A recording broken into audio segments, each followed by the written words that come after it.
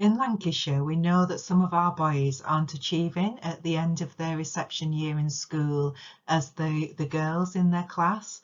So we'd like to say a huge thank you to some of our lead practitioners for sharing these inspirational ideas for places, spaces and learning opportunities for the brilliant boys that they have in their setting. And we hope that they help you to focus on all of our brilliant boys in Lancashire too.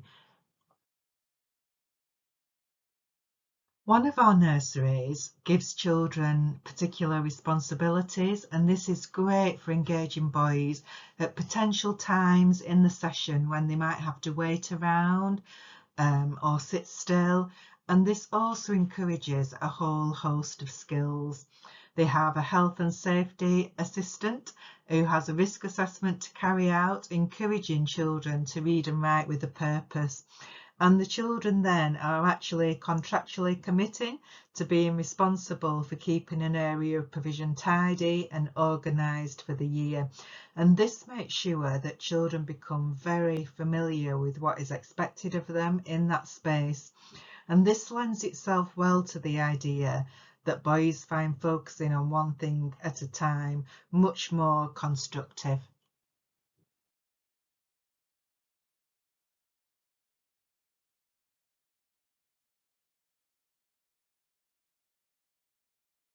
Many children, but particularly the boys in our setting, do find it really helpful to be very clear about what the rules and expectations are and how the day is going to be organised. So something like this visual timetable can really help children regulate their own feelings and manage their own behaviour, as it's very clear to them what is coming up next within the day. Our boys often love role playing and pretend play and engaging in that very active physical storytelling, which will be a great skill to have as they move forwards through school. This is a lovely example where the large interactive screen is showing some wild animals and the children are able to dress up as the rangers and watch what those animals are doing through those binoculars that they've made. So very in the moment, but a great way of engaging the children. We know that our boys often bond and make friends and build relationships through rough and tumble play. And this can be referred to as aggressive attachment. And it is something that is critical for boys, especially our preschoolers. So we might observe boys engaging in play fighting. And as practitioners, we need to consider allowing some forms of rough and tumble play in a safe and controlled environment. Often when children are playing rough and tumble activities and games and storytelling, they are often playing at rescuing and helping people in the storytelling that they're making. So it is a great way of connecting and forming relationships with the friends. And that does help them be then in a better place for learning. We do need to think though about how to support that sort of play to take place safely, both for themselves and for the other children in the group. But helping children manage those feelings and behaviours is a big thing. So using things like puppets, so comforting Humpty here after his fall is something that we constantly will need to do in the moment as we are playing alongside the children, to balance that out and encourage children to always think how somebody else is feeling. Having places to retreat to is really important then, to provide our boys and all the children in the setting actually with that quiet space, that comfy space where they can go and just be. We often call these self-regulation spaces where children can go to decompress but can see what all the other children are doing in there. And these sorts of spaces where children are encouraged to be calmer do support children to talk about the feelings and help them to de-stress and be ready then to be able to engage back in play and learning once again. So do try and litter your learning spaces inside and outside with these small dens for a couple of children, but also some spaces that are just for one. Thinking especially about how we engage our boys in really developing that love of books, stories and non-fiction books, we need to really think about how and where we are displaying books within our setting. So make sure that you have things for the boys in particular to do, as well as look at the book so that they can act out those stories, retell, make up their own stories, alter their ending, for example, and really bring those stories to life so that they can be active in those spaces too. Here's another great self-regulation space where children can go, be cosy, and lots of prompts in there to help the children think about their emotions, lots of resources to help them decompress, fidget toys, and lovely books there such as The Colour Monster that will really support children to calm down and get into that right state of flow that we know is really important for learning. And the use of a mirror in there is really lovely as well.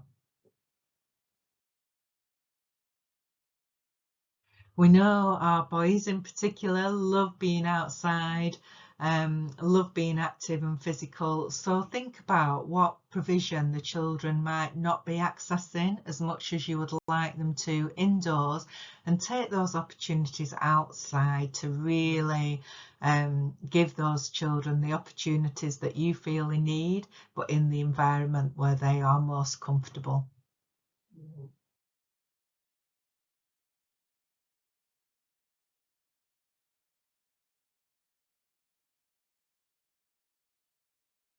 A lovely idea to try as well is when you are out and about, take photos with the children and then make books about that outing when you've been out walking and talking to share back in the setting.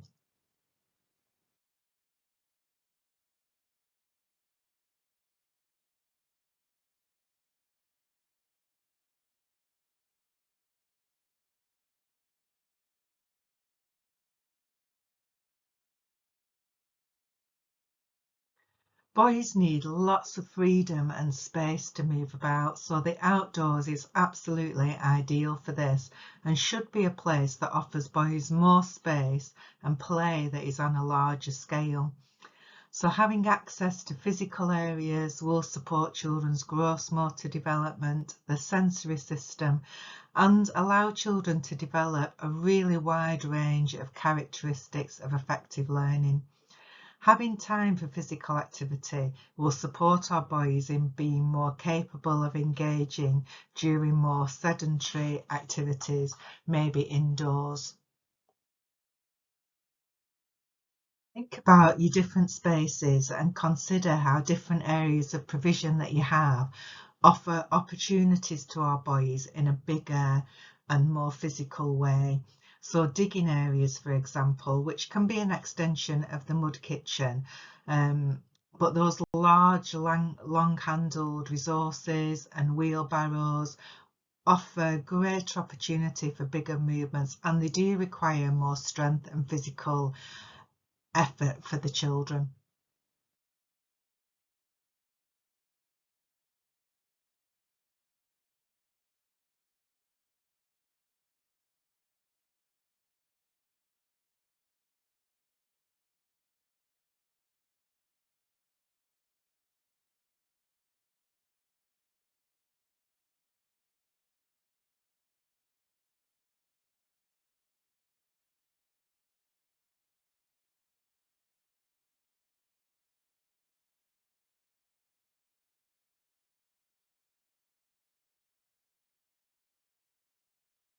Open-ended equipment offers great value for money. Not only is it usually cheaper than large purpose-built climbing equipment, but it can offer endless possibilities for extending and challenging children's learning. There's not just one way that the resources can be used. So children learn to have their own ideas about how the resources can be used, adding to their level of engagement. It means that children also can push their limits and challenge their skills. So once they have succeeded at one idea, they can change things around to build on their skill level. So think about how you offer open-ended resources. Do you set up every day for the children to climb, or do you challenge the children to set up for themselves? If your own outdoor area doesn't offer you enough space, think about what you have available in your local area. You need to really think about how you can provide opportunities for children to challenge their muscles. So hills, ramps, tunnels, bars and tyres allow for children to clamber, climb, balance, travel over, under, in and out.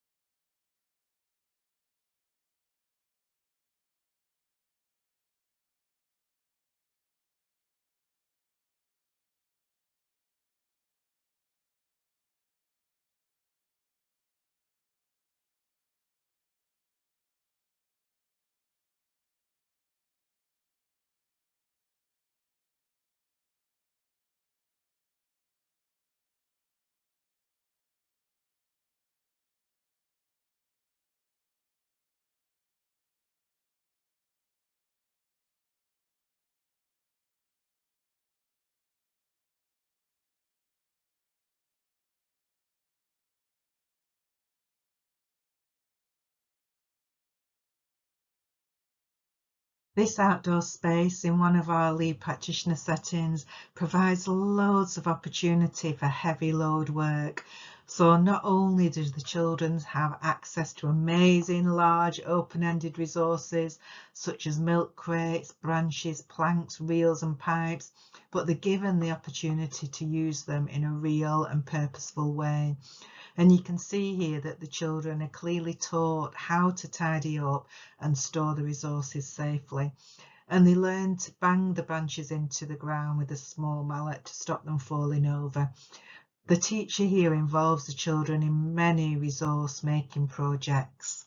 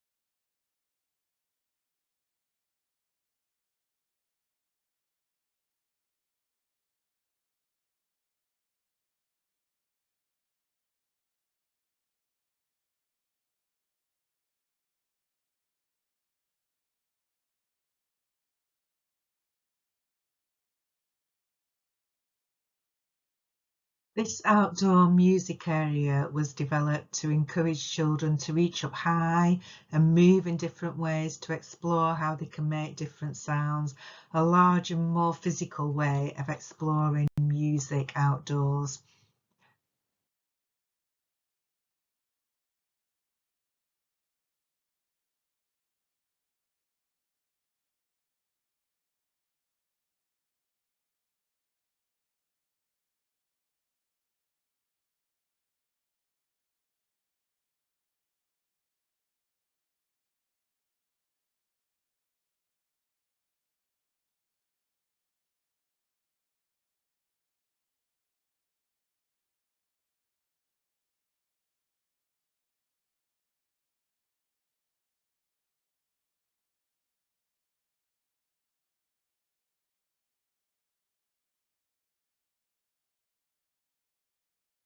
In many settings, we find that the construction area is often a fan favourite of many, if not all, of the boys. So loose parts alongside a range of typical construction resources allow boys to experiment, enjoy and find things out for themselves. Consider the range of spatial reasoning concepts children will explore as they play, manipulate and construct with loose parts, curves, angles, directions, size, space, etc. The physical and hands-on nature of construction and loose parts play will stimulate and engage your boys, and it can result in deep levels of engagement and long periods of consultation, whilst boys think of their own ideas, test them out, improve on the construction by trial and error. Loose parts can include large resources and also much smaller items, and sometimes these can be separated to provide and encourage a different element to the children's play. However, do consider having them together. Often those small parts will be incorporated with the larger parts to add detail to the construction, and this will incorporate fine development without the boys even realising. Loose parts play, particularly on a large scale, can often result in collaborative play too.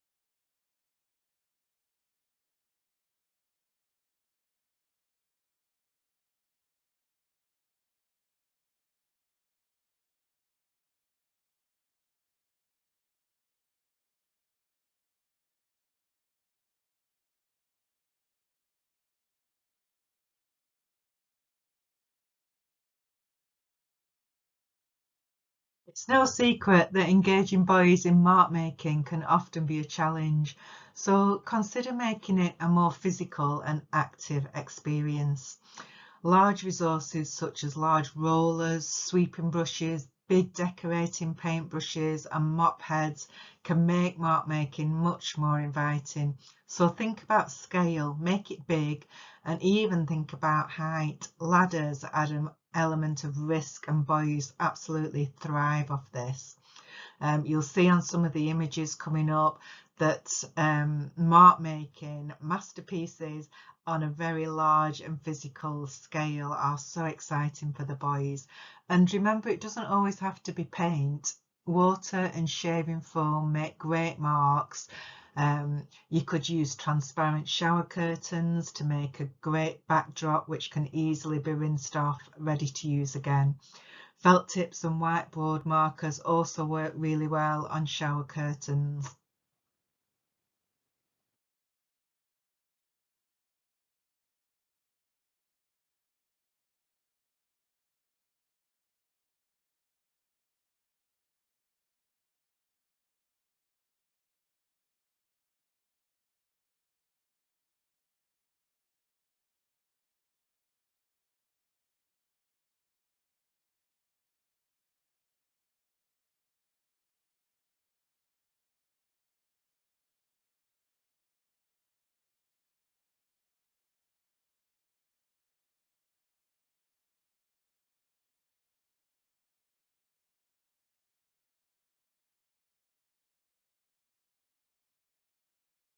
It's a lovely small invitation to make marks with the ink pads and trains, encouraging the children to make train tracks and tickets. This small enhancement was developed to engage a group of boys who were absolutely train mad and offered many possible lines of development in terms of teaching and learning. Different movements linked to later letter formation in handwriting patterns, storytelling, retelling the runaway train story, or even adding to the story with their own version of events with their own runaway trains.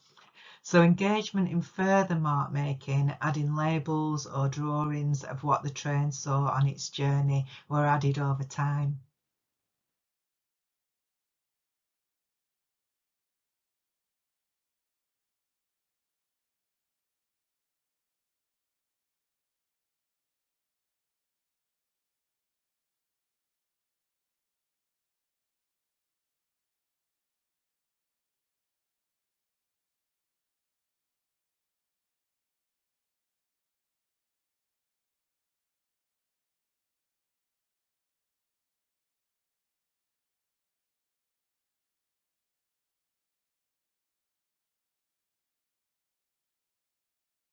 Summary then, we need to build and develop curriculums that recognise and value the strengths of our boys and the way that they think and learn. We need to really reinforce and harness their natural skills and characteristics to support learning and development across all areas of the curriculum. Think about what it is that you want in the children to learn and think about how those learning opportunities are presented. We hope you've really enjoyed looking at some of the images from some of our lead practitioner settings, and we really hope that it's given you lots of ideas to think and help you focus on your brilliant boys in your setting.